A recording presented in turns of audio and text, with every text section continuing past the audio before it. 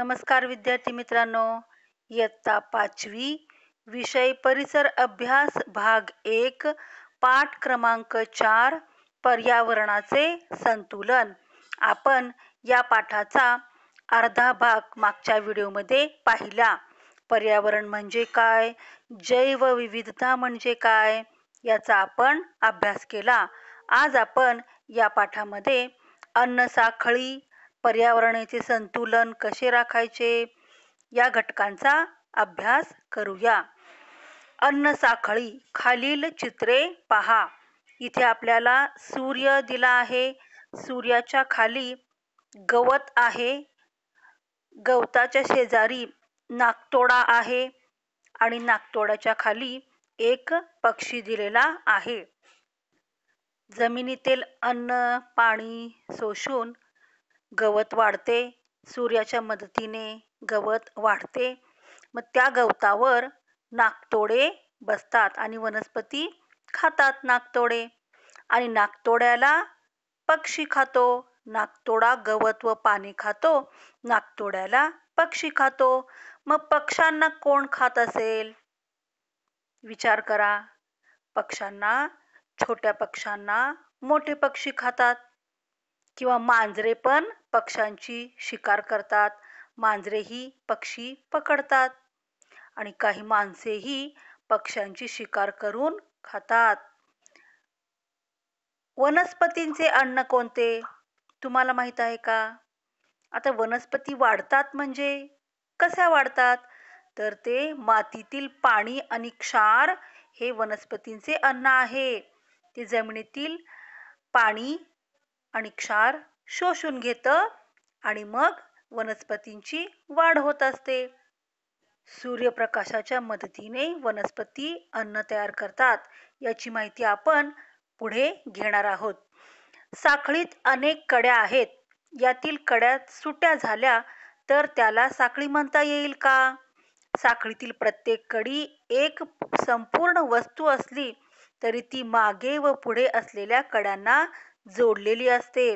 एखादी कडी निसटली तर ती साखळी खंडित होते. आता आपल्याला साखळी म्हणजे काय हे माहिती आहे. साखळी म्हणजे कडीत कडी अडकवून ती तयार केलेली वस्तू असते. मागे आणि पुढे एकमेकात ती कडी गुंतलेली असते आणि त्यालाच आपण साखळी म्हणतो. त्यातली एक जरी कडी तुटली तर साखळी पूर्ण तुटते. ती साखळी राहत नाही. तसेच आपल्या पर्यावरणात देखील काही अन्न साखळ्या, अन्नजाळ्या आहेत. त्याची आपण थोडक्यात माहिती पाहूया. सुरुवातीच्या चित्रांमध्ये आपण सूर्य, वनस्पती, नाकतोडा, पक्षी असे वेगवेगळे घटक पाहिले. प्रत्येक घटक हा पुढच्या घटकाचे अन्न ठरतो. ते अन्नामुळे परस्परांशी जोडले गेले आहेत, म्हणून ते एका साखळीचे घटक आहेत असे आपण म्हणतो. अशा साखळीला अन्न साखळी असे म्हणतात. त्यातील प्रत्येक घटक एका अन्न साखळीचा एक कडी आहे. आता सांगा, वाघाचे अन्न कोणते? वाघ काय खात असेल? बरोबर, जंगलातील छोट्या मोठ्या प्राण्यांना तो खातो. प्राण्यांची शिकार करून तो आपले पोट भागवतो. खालील चित्रात एक अन्न साखळी दाखवली आहे. त्यातील एक कडी तुम्हाला ओळखायची आहे. पहिल्या व तिसऱ्या कडीत कोणती चित्रे आहेत ते पहा. त्यांचा परस्पर संबंध ओळखा व साखळी पूर्ण करा. आपल्याला पहिल्या चित्रामध्ये गवत दिसत आहे. त्या गवतावर एक आळी आहे. सूर्यप्रकाशाच्या मदतीने वनस्पती अन्न तयार करतात. वनस्पतीने तयार केलेले अन्न ती आळी खात आहे. मग आता पुढे आपल्याला मधले चित्र रिकामे आहे. मग आळ्यांना कोण खात असेल? बरोबर, तर छोटे पक्षी काय करतात? आळ्यांना खातात. आणि या छोट्या पक्ष्यांना घुबडासारखे पक्षी शिकार करून मारतात. मग तिसऱ्या चित्रात आपल्याला घुबड दिसत आहे. म्हणजे मधले चित्र चिमणीसारखा छोटा पक्षी असावा. ही एक अन्न साखळी आहे. आता पुढे आपल्याला दुसरी एक अन्न साखळी दिलेली आहे. निसर्गात अनेक अन्न साखळ्या असतात. त्यातील एखादी कडी निसर्गातून नाहीशी झाली तर ती अन्न साखळी टिकेल का? नाही. तर इथे आपल्याला गवत दिले आहे. गवत कोण खातं? ससा खातो. सशाला कोण खातं? अजगर, साप यासारखे प्राणी सशाला खातात. बघा, नीट अन्नसाखळी लक्षात घ्या. अन्नजाळे. खालील चित्रांमध्ये निसर्गातील काही अन्नसाखळ्या दाखवल्या आहेत, त्या समजून घ्या. सांगा पाहू. उंदीर आणि अळी हे कोणकोणत्या अन्नसाखळ्यांचे घटक आहेत ते शोधायचे आहेत. एकच सजीव वेगवेगळ्या अन्नसाखळ्यांचा घटक असू शकते. त्यामुळे निसर्गात अन्नजाळे तयार होते. म्हणजे एक एक साखळी मिळून पूर्ण अन्नजाळे इथं तयार झालेलं आहे. आपल्याला इथे चित्रांवरून लक्षात येईल. आपल्याला शोधायचे आहे की उंदीर आणि अळी हे कोणकोणत्या अन्नसाखळ्यांचे घटक आहेत ते आपल्याला शोधायचे आहेत. पहिल्यांदा आपण वनस्पतीकडे पाहू, फळांकडे पाहू. इथे गवत दिलेले आहे आणि एक फळांचं चित्र देखील आहे. मग गवतावर आणि फळांवर आळ्या असतात. मग त्या आळ्या कोण खातं? आळ्या वेगवेगळ्या प्रकारचे पक्षी आळ्या खातात. मग त्या पक्ष्यांना कोण खातं? छोट्या पक्ष्यांना मोठे पक्षी खातात. दुसरी अन्नसाखळी गवत हरिण खाते. हरणाला लांडगे, कोल्ह्यासारखे प्राणी खातात आणि त्या प्राण्यांची शिकार वाघ, सिंहासारखे प्राणी करतात. अशा प्रकारे ही अन्नसाखळी तयार होत असते. प्रत्येक घटक हा पुढच्या घटकाला अन्न म्हणून उपयोगी पडतो. अशी ही अन्नसाखळी तयार होत असते. मग अन्नसाखळीतील मुख्य अन्न असते वनस्पती. वनस्पती हा अन्नसाखळीचा पहिला घटक असतो. प्रत्येक सजीवाला लागणारे अन्न पर्यावरणातून मिळते. पर्यावरणातील अनेक प्राणी फक्त वनस्पती खातात. वनस्पती खाणारे प्राणी खाऊन इतर प्राणी जगतात. पाणी व हवेतील कार्बन डायऑक्साईड वापरून वनस्पती सूर्यप्रकाशात स्वतःचे अन्न तयार करतात. म्हणजेच प्रत्येक अन्नसाखळीचा आधार वनस्पतीच असतात. वनस्पतीलाच पहिल्यांदा कोणता तरी प्राणी खातो, छोटा प्राणी, आणि त्या छोट्या प्राण्यांना परत मोठा प्राणी. अशा प्रकारे अन्नसाखळी ही वाढत जाते. इथे आपल्याला वनस्पतीचे चित्र दिले आहे. वनस्पती काय करतात?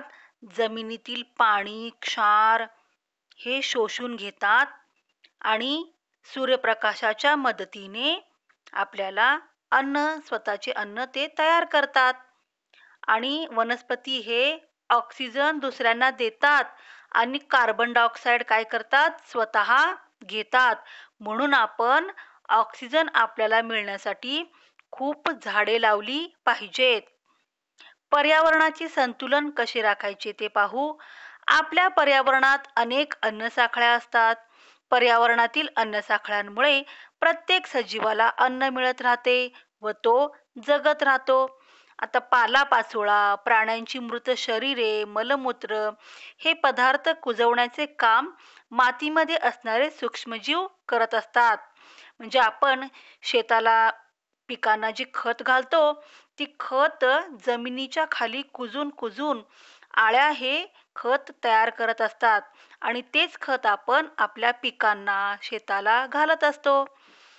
खत जमिनीत घातल्यामुळे जमिनीमध्ये पोषक तत्व तयार होतं, जे पिकांच्या वाढीसाठी आवश्यक असतं आणि त्यांचा वापर करून वनस्पती वाढतात. जमिनीतील पदार्थांचा वापर करून वनस्पतींची वाढ होणे आणि प्राणी व वनस्पतींचे अवशेष कुजून हे पोषक पदार्थ पुन्हा जमिनीत जाणे हे पर्यावरणातील महत्त्वाचे चक्र आहे. म्हणजे पहा, झाडांचा पाला, प्राणी यांचे अवशेष म्हणजे हाडं कुजून जमिनीत परत पोषक तत्व तयार होतात आणि त्या पोषक तत्वाचा वापर करून वनस्पतीची वाढ होते. म्हणजे खत मिळालं की झाडे पुन्हा जोमाने वाढतात आणि त्या झाडांना परत प्राणी खातात. प्राणी मेल्यानंतर त्यांचे अवशेष पुन्हा जमिनीत जातात. असं पर्यावरणाचं चक्र, हे महत्त्वाचं चक्र चालूच असतं. याशिवाय पर्यावरणातील जलचक्रामुळे सर्व सजीवांना पाणी मिळत राहते. हे तर तुम्हाला माहीतच आहे. जलचक्र हे आपण अभ्यासलं आहे. सजीव श्वसनासाठी वातावरणातील ऑक्सिजन वापरतात. त्यांनी सोडलेला कार्बन डायऑक्साईड वायू वापरून वनस्पती त्यांचे अन्न तयार करतात. म्हणजे आपण काय करतो, सजीव ऑक्सिजन श्वसनावाटे घेतो. नाकाने आपण ऑक्सिजन घेतो आणि कार्बन डायऑक्साईड वायू नाकावाटे सोडतो. आणि आपण सोडलेला कार्बन डायऑक्साईड वायू हे झाडे काय करतात, श्वसन करतात, घेतात आणि ऑक्सिजन पुन्हा वातावरणात सोडतात आणि तोच ऑक्सिजन पुन्हा आपण घेतो. म्हणजे हे चक्र, नैसर्गिक चक्र हे चालूच असते. पर्यावरणात अशी इतरही अनेक चक्र असतात. सजीव निर्जीव व सजीव निर्जीव यामध्ये परस्पर देवाणघेवाण होत राहते. यामुळेच पर्यावरणातील अन्नसाखळ्या अबाधित राहतात. पर्यावरणातील सर्व चक्रे अखंडपणे चालू राहिली की पर्यावरणाचे संतुलन राखले जाते. हे नेहमी लक्षात ठेवा. सर्व सजीवांच्या अस्तित्वासाठी पर्यावरणाचे संतुलन टिकून राहणे गरजेचे आहे. म्हणजे आपण जलचक्र पाहिलं, अन्नसाखळीचे चक्र पाहिलं, वायुचक्र पाहिलं. हे पर्यावरणाचे संतुलन टिकण्यासाठी चक्र ही चालू राहिली पाहिजेत. आपण काय शिकलो? बघा, पृथ्वीवर असंख्य प्रकारचे सजीव आढळतात. हे तर आपण पाहिलंच. पर्यावरणातील सजीव आणि निर्जीव घटकांचे एकमेकांशी संबंध असतात. हे देखील आपण पाहिलं. वेगवेगळ्या प्रदेशात वेगवेगळे प्राणी, वनस्पती व सूक्ष्मजीव आढळतात. म्हणजे जैवविविधता आढळते. हे तर आपण पाहिलं की प्रत्येक प्रदेशात वेगवेगळे प्राणी आढळतात. आता पर्यावरणातील जलचक्र, वातावरणातील वायुचक्र, अन्नसाखळ्या यामुळे पर्यावरणाचे संतुलन टिकून राहते. यांच्यामध्ये हजारो वर्षापासून संतुलन कायम राहिलेले आहे. यावरून आपण पर्यावरणाचे संतुलन कसे राखायचे याचा आपण अभ्यास केला. या पाठाचा स्वाध्याय आपण पुढील व्हिडिओमध्ये पाहू. व्हिडिओ आवडला तर लाईक करा आणि चॅनलला नक्की सबस्क्राईब करा. धन्यवाद.